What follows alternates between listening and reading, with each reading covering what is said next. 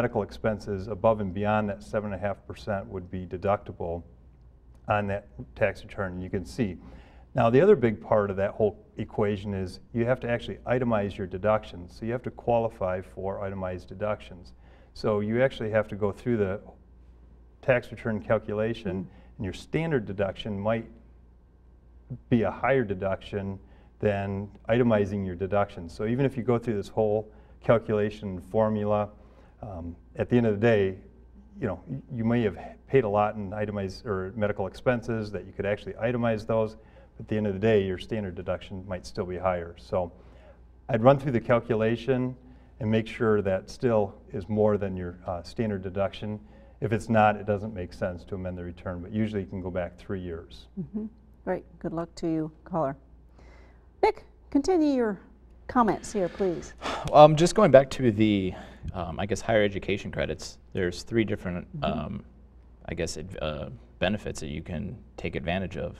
One would be you can deduct up to $4,000 from any higher education tuition-related expenses. That's a deduction right off your income. Number 2 is once you get out of college and you have to start paying back those pesky loans, you're going to pay interest with that. You can, as a deduction as well, deduct up to $2,500 of interest expense. And then finally, there's credits available, 2 credits. One is the HOPE credit, which is $2,500. That can be taken your first 4 year, excuse me, your first 4 years of college, or you can take the lifetime learning credit, which is 20% of $10,000 expenses. So if you have those, if you have higher education expenses, be sure to take those. It's good to be in school. And one of the interesting things, and it's a little bit of a strategy and how you take the HOPE credit, or also known as the American Opportunity Credit. That one you can take every year. The lifetime learning credit is once, and that lifetime learning credit is available for graduate study, your master program, that type of thing, where the HOPE or Opportunity Credit is only for your first 4 years of education. So if you have this plan and you think the government's going to extend this credit for multiple years, you might run at the American Opportunity or HOPE credit first for your 4 years, and then your master's program, you know, take that lifetime opportunity credit, you know, 5 years later. So it all depends on how long you think the government's also going to extend these credits too. A little bit of strategy there. Yeah, that's good.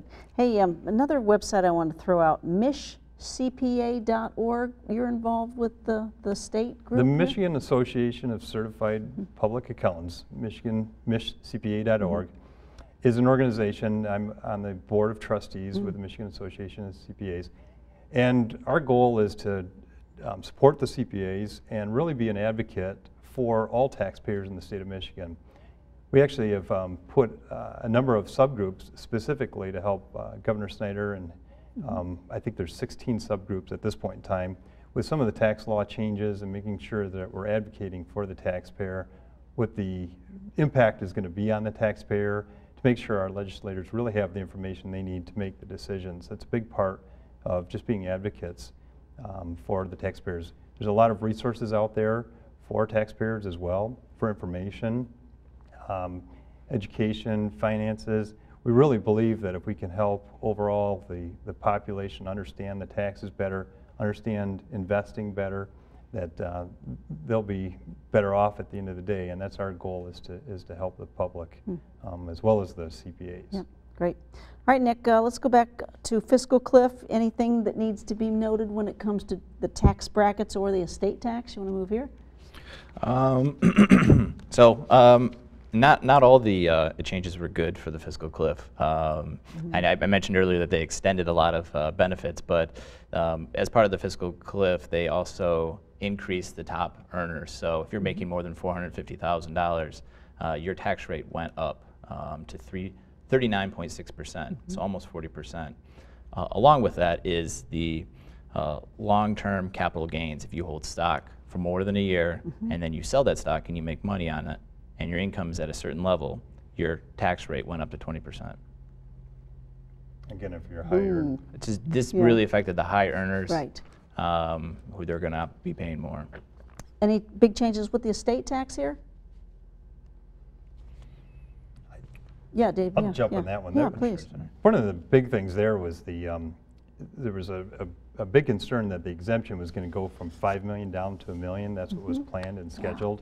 And a lot of concern that we weren't going to be able to exclude, that much money from somebody's estate. What happened is they did extend that, and they put an inflationary adjustment on the $5 million going forward. So for 2013, it's, I believe, $5.12 million.